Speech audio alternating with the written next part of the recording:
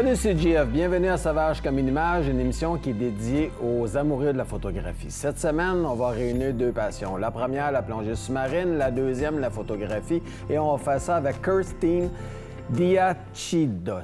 Est-ce que j'ai été pas pire dans la prononciation de ton nom? OK. Un petit peu de pratique, pas pire. Pour le peu de pratique que j'ai eu. Bonjour, ça va bien? Ça va bien. Merci de l'invitation. On va commencer par ça. M'avoir.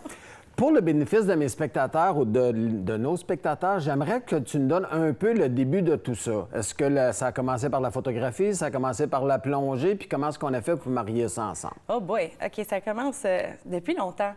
La première photographe que j'avais pris, j'avais 3-4 ans dans les caméras de mon père. Mon père, il faisait ça, il faisait des mariages, des photos commerciales. Alors, on avait tout le temps des caméras chez moi. Alors, c'était quelque chose qu'on faisait pour le fun, moi puis mon frère. On prenait tout le temps des photos de la nature. OK. Et mon amour avec de l'eau, avec l'océan, avec les piscines, ça aussi, ça a commencé super tôt dans ma vie. Le plongée, j'ai seulement venu à ça. Ça fait à peu près 6 ans qu'on a vraiment commencé à faire du plongée. Puis là, j'ai eu la chance de prendre la photographie marine et le plongée puis les mettre ensemble. Mais en secondaire, c'est drôle que un des prédictions que mes amis avaient, c'était que je serais une photographe marine. Fait que c'était clair, c'était déjà clair pour tes amis. Oui, j'adorais ça. Je parlais de ça. C'est quelque chose que j'ai tout le temps voulu faire. Mais avoir la chance de le faire, tu sais, c'est différent. Alors, Puis tu le fais pas à peu près, parce que j'ai vu tes photos. J'aimerais ça qu'on puisse voir une ou deux photos pour donner une bonne idée aux gens que c'est de la photo sous-marine que tu fais. Donc ça, c'est toi, j'imagine? Oui, c'est moi. Ça fait à peu près 2 ans qu'on a pris celui-là. C'était au, tu sais, le gros trou bleu aux Bahamas, à Nassau. Il y a c'est à peu près peut-être 50 mètres de rond, mais c'est 200 quelques pieds de profond. Puis en juin, ça se remplit des petits requins de à peu près 4-5 pieds, mais des centaines sur des centaines sur des centaines de requins. Alors quand tu le plonges, il y en a par-dessus, il y en a en dessous, il y en a autour.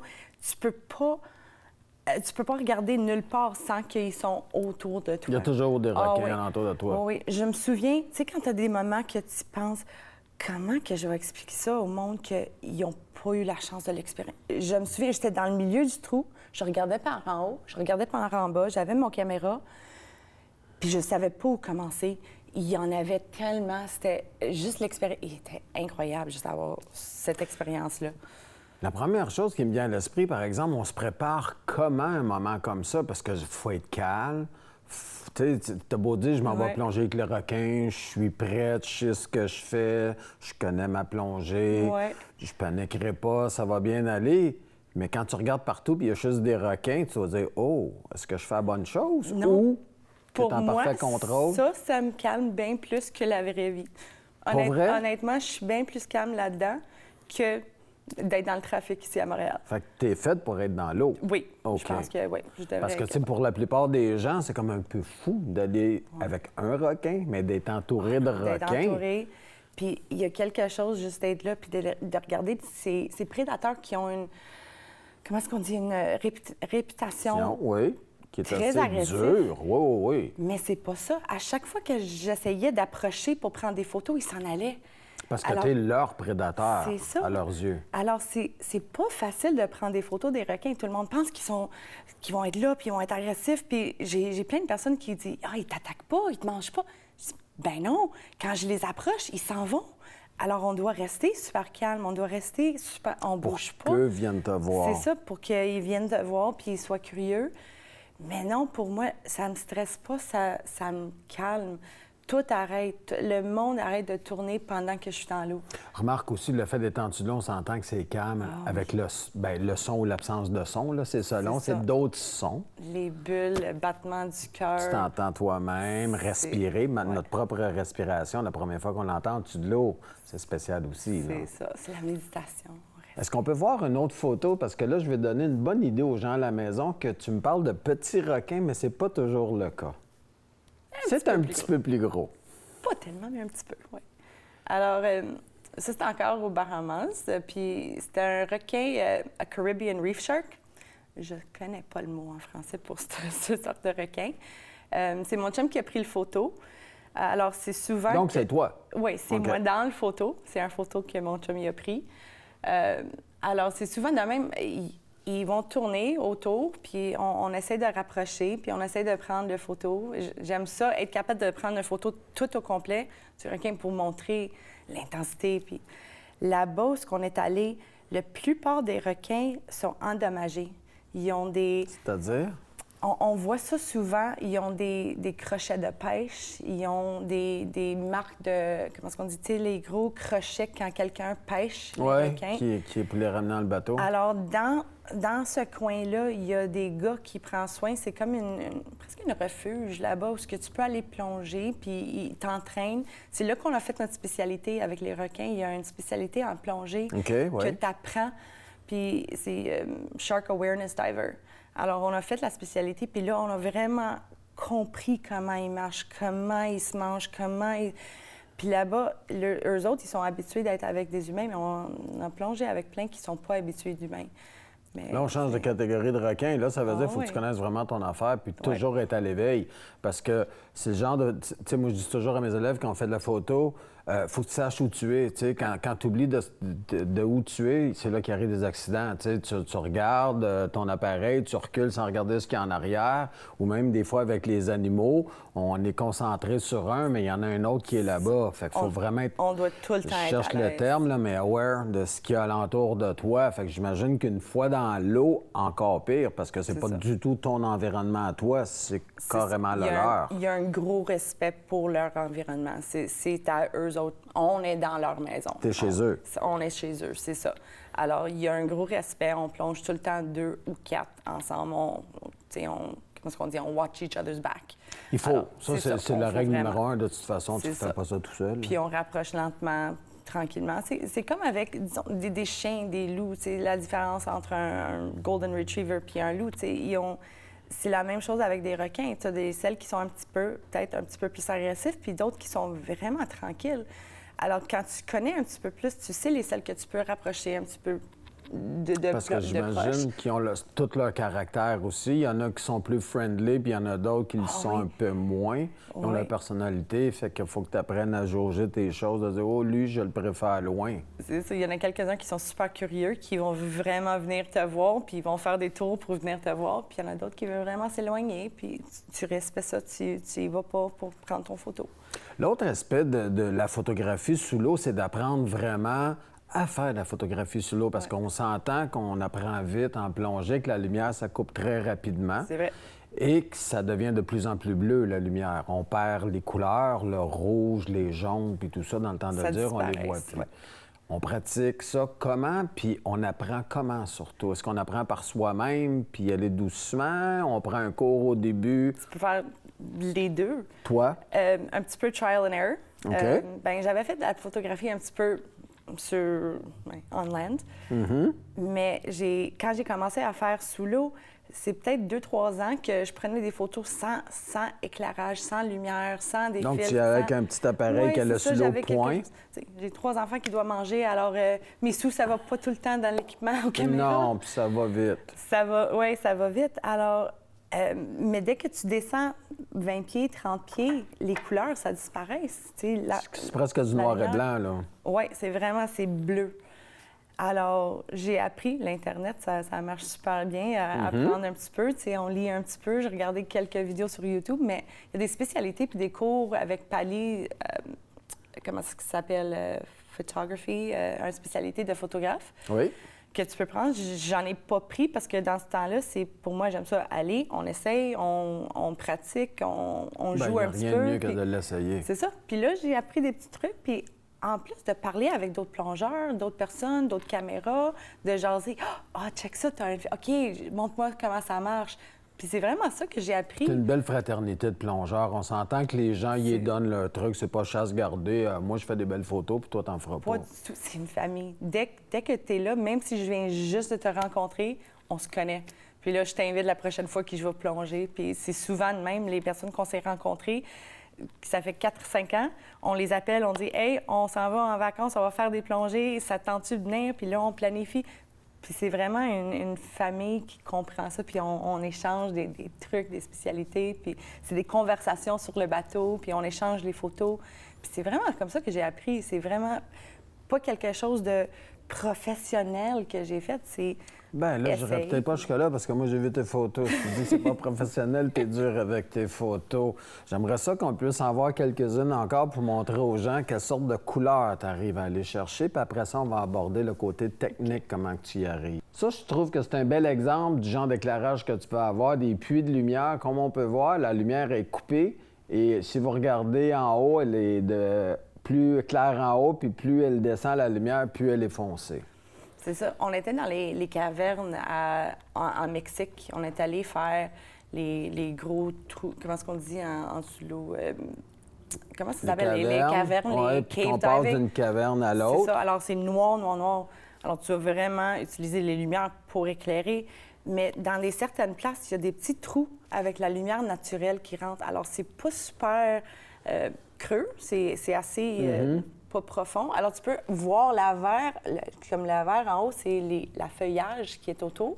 Oui. Alors, celui-là, c'est vraiment la lumière naturelle. C'est pas les lumières de mon caméra. C'est pour ça que ça s'allume juste là. Il n'y a rien d'autre autour. C'est les vraiment... cenotes que tu cherchais, c'est ça? Cenotes, c'est ça. C'est les cenotes. Tulum, Mexico.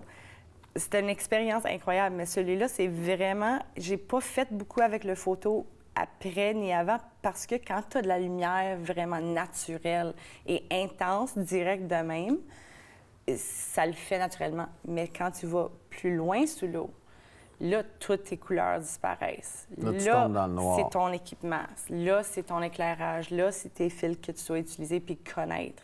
C'est un petit peu différent. La soleil, ça marche. Oui. Mais quand le soleil, ça descend plus, tes rouges s'en vont, tes mauves s'en vont, tes jaunes, c'est vraiment tes jaunes puis tes bleus qui restent. Mais si tu veux retourner les couleurs, parce que tes poissons puis tes petites affaires puis tes affaires de macro, là, si tu veux vraiment voir les couleurs, c'est l'éclairage. Ouais. On va juste montrer, avant que tu nous parles plus de technique, j'aimerais qu'on regarde l'autre photo. Ça, je dois avouer que je suis resté la bête quand j'ai vu, le focus est parfait, mais c'est surtout les couleurs de la photo. Et moi, je m'attendais que tu m'arrives avec une affaire de setup, que ça prend 2 gars. Non. Est-ce que tu pourrais nous montrer ton appareil? Mon petit secret. Mais c'est vraiment, là, je vais l'utiliser. T'es-tu prêt? Je suis prêt. Toutes mes photos sont prises sur ça. À partir de ça? À partir de ça. Moi, je m'attendais à voir National Geographic, la grosse affaire. C'est vraiment juste un petit Olympus Stuff, un TG4. Là. La raison que je l'ai acheté, c'est parce que j'ai 3 enfants qui aiment se prendre des photos, puis je voulais quelque chose qui pouvait échapper, puis ça serait correct. Le vrai truc, c'est pas nécessairement le caméra. Ça coûte pas 3 000 $, 4 000 $. Oui, c'est bien le fun si tu peux en avoir. Bien sûr. Mais regarde, c'est un petit caméra digitale de 300 $. Mais, il y a un mais. mais, c'est les lumières. On y va avec les lumières. C'est ça qui fait la différence. Alors, la caméra elle-même, là, ça peut aller dans l'eau jusqu'à, je pense, ça dit comme 50 pieds. Mais c'est les affaires d'eau. Là, c'est là que tu peux commencer à faire. Alors, ça, c'est le système où on met la caméra dedans, ça le garde protégé. Là, on peut descendre jusqu'à 100, 110, 130 Il n'y a aucun pieds. problème pour la pression. Oui, c'est ça. Mais là, on commence à mettre les lumières et l'éclairage. Juste pour une idée, Kirsten, est-ce qu'on parle de combien? En tout, pour tout le à kit, peu près. là, Pour dire aux gens à la maison, là, s'attendre à... 1500 en tout, avec tout le kit et toutes les lumières. Les lumières Ouais. incluses. La lumière, là, ça a coûté plus que la caméra. Mais c'est ça qui fait les photos. C'est le secret. C'est le secret. Ça, je te donne le J'aimerais secret. que tu nous expliques le secret, si ça te dérange pas, parce que quand tu m'en as parlé avant l'émission, j'ai trouvé ça génial. Oui, OK. Alors, on a trouvé ça, ça fait quelques années. On voulait plonger avec du blacklight. On voulait éclairer pendant qu'on fait des plongées de nuit. Dans l'océan, pendant la nuit, il est noir. Noir, noir, noir. Mais on a entendu parler que si tu plonges avec des lumières de blacklight, il y a des choses qui s'éclairent en dessous de l'eau. Alors, on a décidé de trouver une lumière qui avait des filtres de blacklight pour voir qu'est-ce que ça donne. Puis on a fermé toutes les lumières de tous les plongeurs, puis c'était juste moi et mon chum qui en avait. Alors, c'est juste des petits filtres qui... Qu'on ajoute sur le dessus de la lumière. C'est ça. Alors, j'en ai un en rouge, puis un en blacklight, puis là, on l'éclaire. Puis c'est un monde complètement différent. C'est Déjà super différent. qu'en dessous de l'eau, c'est un monde qui est à part. C'est ça. Là, on vient de recréer un autre monde. Là, on vient d'ajouter. Je peux pas expliquer. C'est comme la vie est glow in the dark. Il y a des affaires qui vont prendre la lumière, puis d'autres qui vont pas. Alors, c'est vraiment... C'est trippant, qu'est-ce qu'on voit. Fait que c'est un monde fantaisique un peu, vraiment, quelque part, parce que là, c'est... Tu sais, le Foresta Illumina, oui. Connais-tu? Oui, je connais. C'est comme ça, mais dans l'eau. Oui. C'est vraiment... C'est une géographie, topographie complètement différente quand tu plonges avec du blacklight. Alors, ça, c'est pendant la nuit. Alors, c'est la raison qu'on a acheté ça. Mais arrives-tu à prendre des photos? Pendant la nuit, non, c'est difficile. Bien, ça, je pense que je dois upgrader mon caméra, OK. mon TG4, là. Mais c'est plus pour l'expérience. OK, on y va. Mais ce que j'ai trouvé après, c'est avec mon petit filtre rouge par-dessus et mon éclairage blanc. Pendant que je prends mes photos, ça enlève le bleu. Alors, au lieu de faire avec, tu sais, les petits GoPro où ils ont la filtre rouge pour plonger avec, c'est la même idée. Alors, quand je prends mes photos, j'en ai un qui est blanc, puis un qui est rouge. Puis là, les couleurs reviennent. Je remets tout de suite la rouge. C'est ça. Le bleu en faisant ça. Donc, tu éclaires bien ton sujet, puis tu redonnes ses vraies couleurs, finalement. De là qu'on arrive à faire des aussi belles couleurs roses, que puis ça. Les mauves, puis... C'est ça, blanc, parce que le blanc, il n'est jamais blanc, là. Exactement. Tu peux voir un petit peu plus loin dans la photo, là, que ça commence à être... Tu peux voir le bleu retourne. Parce que là où ce que j'ai éclairé, c'était vraiment dans le milieu, puis il y en a quelques-uns qui descendaient. Mais ça revient, ça remet les couleurs. Et quand j'ai vraiment besoin de beaucoup de lumière, je prends mon body, puis je dis viens ici, puis lui aussi a une lumière, puis on éclaire. Oui, il fait un ajout. Puis c'est vraiment quand on place les lumières, c'est ça qui fait la différence. C'est vraiment ça. Ça aide à prendre des choses précises, super proches, même de loin. Même, tu sais, quand je veux prendre un requin de loin, ils sont assez intenses que je peux illuminer de loin. Alors, c'est fait que tes lumières sont quand même assez fortes, parce que ça, c'est l'autre chose qu'il faut penser. Aussi, en dessous de l'eau, la lumière se coupe vite vers le bas, mais aussi face à toi, là. Je veux dire, c'est absorbé. Ouais. L'autre affaire que je suis surpris que tu as une caméra comme ça, puis que tu arrives à avoir autant de détails, puis autant de focus, puis d'être vraiment dessus, c'est qu'en dessous de l'eau fait qu'on perd du focus. C'est dur en tabarnouche de faire le focus comme il faut. Pour ceux qui n'ont jamais fait de photos sous l'eau, il y a quelque chose entre toi et ton sujet qui fait que toutes sortes de petites affaires dans l'eau. C'est ça, il y a des particules, il y a tout. On fait quoi? C'est de la pratique? On finit par savoir qu'on en rajoute un peu? On prend 50 photos, puis on garde les photos croisées. Non, ça dépend. Puis ça dépend aussi sur le temps de l'année, combien de choses qui sont dans l'eau, la distance. Moi, je mets pas sur automatique, je connais un petit peu assez ton appareil, mon appareil. Alors, je suis capable de m'ajuster. Mais quand il fait chaud puis il y a plein d'affaires dans l'eau, on a de la misère à voir. Alors, c'est vraiment, parce que ça a l'air de rien, mais il y a beaucoup de choses à apprendre. Tu as ta lumière, il y a ton focus, il y a toujours bien surveillé où tu es, regarder comme il faut, puis ton sujet, il est toujours en mouvement. Fait que lui, il n'est pas là pour t'aider. Attends, bouge pas, je te prends en photo. Non, ça ne fonctionne pas. Fait que ça fait beaucoup de choses à apprendre en même temps et de faire en même temps. Fait que c'est ça, parce que moi, j'ai trouvé ça très dur. Je l'ai essayé, la photo sous-marine, là, puis il va falloir que je m'y remette. Mais j'étais tellement déçu quand je voyais mes photos. Puis là, je me disais, c'est pas vrai, j'ai pas descendu jusque-là pour amener des photos. C'était quasiment du noir et blanc, là. Puis quand t'es rendu, il faut t'expliquer aux gens c'est quoi. Ça fait pas une belle photo. C'est pour ça que quand j'ai vu ton appareil photo, puis moi, j'arrivais avec mes grosses affaires, puis ça fonctionnait pas. Chapeau, c'est vraiment des belles photos. Puis justement, j'aimerais ça qu'on en voit d'autres, parce que c'est vraiment bien. Franchement, là, on va y aller avec d'autres. Comme là, tes bleus sont purs. Ça, il peut être à combien de distance de toi, environ? Probablement peut-être 20 pieds. À peu près 20 pieds de moi, quelques mètres. Mais là, c'est éclairé par mes lumières, mais aussi éclairé un petit peu du soleil. C'était pas super profond. C'était peut-être... Oui, on voit la lumière au-dessus. Oui, c'était peut-être 40 pieds, 45 pieds. C'était pas un plongée super, super profond. Alors, j'avais les deux sources de lumière. Oui, naturelle et artificielle. Alors, c'est ça que j'aime quand j'ai les deux à travailler un petit peu. Alors, ça éclaire d'ici, puis ça éclaire de là. Et j'aime ça avoir tout mon sujet. Tu sais, je peux le suivre, puis je peux Puis là, pour cette photo-là, je pense que j'en ai pris 5 ou 6 pendant qu'il bougeait, jusqu'à temps que j'avais le sel que je voulais.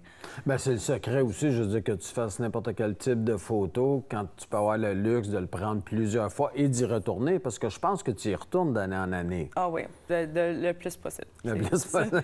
On mange plus de craft dinner pour aller, je comprends ça. Plonger, c'est ça. On va en regarder une autre. Là, ça commence à être proche un peu. Oui. Oui, celui-là, il était super curieux. Comme je parlais tantôt quand je dis il y en a quelques-uns qui veulent te rapprocher puis quelques-uns qui ne veulent pas. Sur cette plongée-là, en particulier, il venait me voir, puis il venait me voir, mais dès qu'il était assez proche, là, il tournait de bord.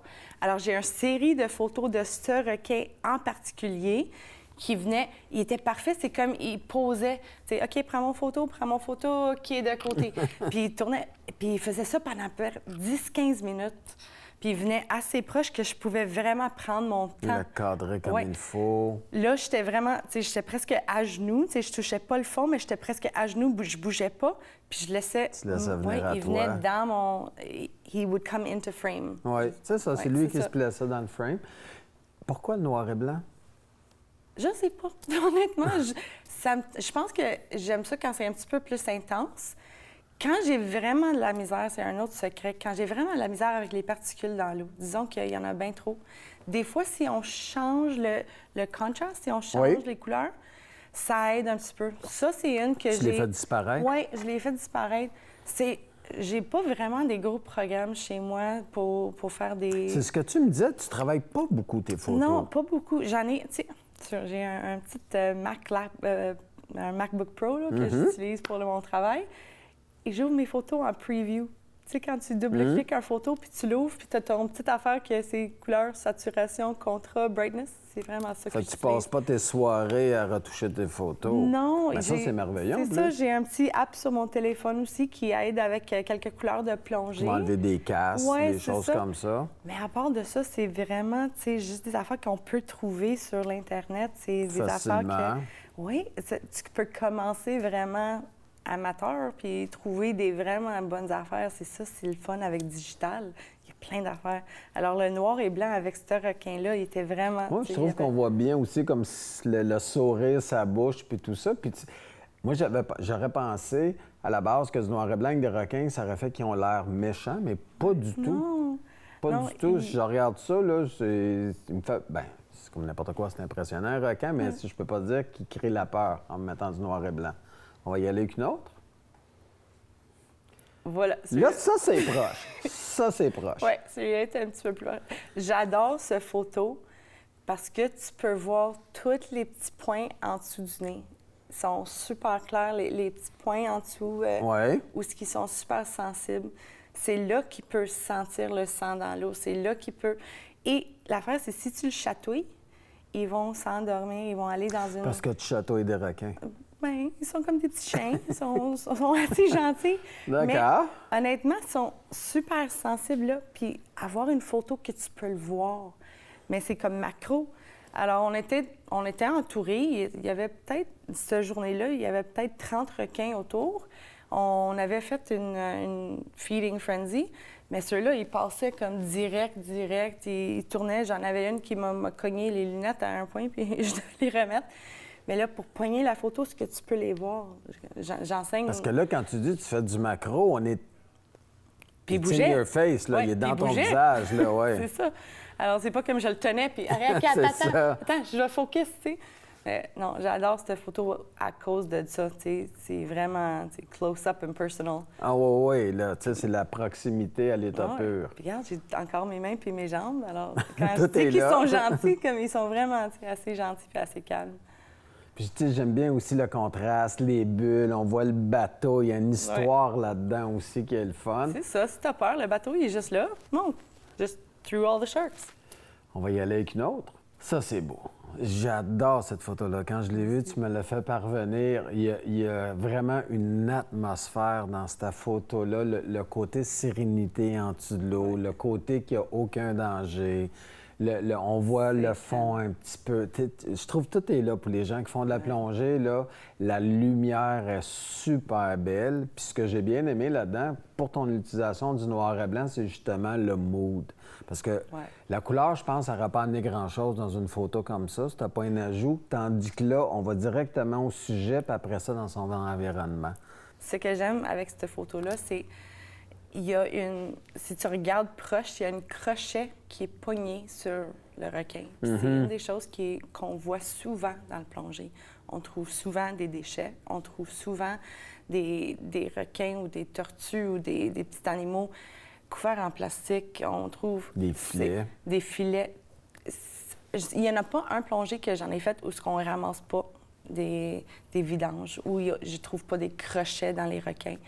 Alors, celui-là, il traînait juste un petit morceau, mais on a déjà vu des requins qui traînaient toute la canne de pêche. Au complet. Au complet. Alors, disons que ça pointe dans une roche. Là, il est pris. Là, il est pris. Où est-ce qu'il va y aller? Il ne peut pas manger, il tourne en rond. C'est dangereux. C'est comme ça que, tu sais, nos océans, là, on doit prendre soin. Alors, on plonge tout le temps avec des couteaux. Disons, pour nous, là, disons qu'on se fait pogner. Mais quand on est capable, on essaie de couper les lignes. Mais ça arrive souvent qu'il y a quelqu'un qui va essayer de couper une ligne ou couper au moins l'affaire qui traîne.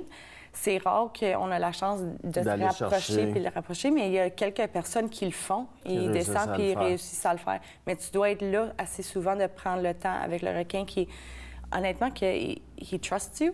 Puis ils savent ce que tu veux l'aider. C'est ça, mais ils comprennent. Quand ils te connaissent, ils comprennent. C'est ça qui est intéressant. Du monde, ils pensent qu'ils sont des gros prédateurs. Non, ils s'habituent à ta présence parce que, veut pas, ils se disent, écoute, s'il aurait voulu me faire mal, il l'aurait déjà fait. Oui, et quand ils ont besoin d'aide, ils vont te laisser faire. Mais c'est pour ça que j'aime cette photo-là. Il te montre exactement, même les couleurs, même le fond. Puis cette journée-là, il faisait super chaud, alors il y avait plein de particules dans l'eau. Alors, il venait de nulle part, mais tu vois, lui, là, puis, il est pogné. La lumière est superbe là-dessus. Mais écoute, merci infiniment. J'aurais voulu regarder d'autres photos avec toi. C'est tout le temps qu'on avait. J'espère que vous avez apprécié à la maison. En tout cas, moi, j'ai apprécié. J'adore l'eau. J'adore aller en dessous de l'eau. Puis ça, c'est mon prochain défi, c'est d'aller faire de la photo. Tu vas venir plonger avec moi. Ben écoute, si c'est ça que ça prend, ça va me faire plaisir. Fait que merci beaucoup. Nous autres, on se revoit la semaine prochaine avec un autre sujet. Fait que portez-vous bien d'ici ce temps-là, puis merci encore. Merci beaucoup. Je l'apprécie.